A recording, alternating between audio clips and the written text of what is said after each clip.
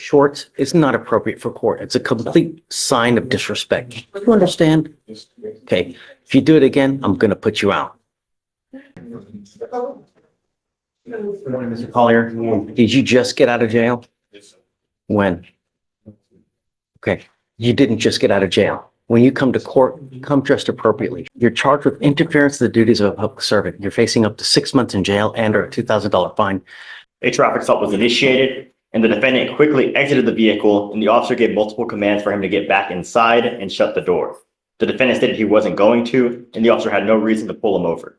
The defendant then walked back and got inside the vehicle, but held his feet outside the car and did not shut the door.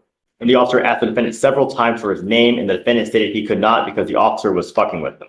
And the defendant continued to refuse to provide his name. The officer asked the defendant to exit the vehicle, and the defendant then refused. The officer went to grab the defendant's wrist, and the defendant pulled away from the officer. The defendant stated he wasn't going in handcuffs and resisted by tensing his arms and body and concealing his hands towards his front waistband. The defendant was taken to the ground where he continued to resist. The defendant finally put his hands behind his back. I'm not putting any conditions on your bond. Just be careful. You get into a pissing match with people who have the power of arrest. Who's going to win? You know what I mean? So, Just, it's a logical conclusion. That's all it is. Just be careful when you're out there. Life's hard enough.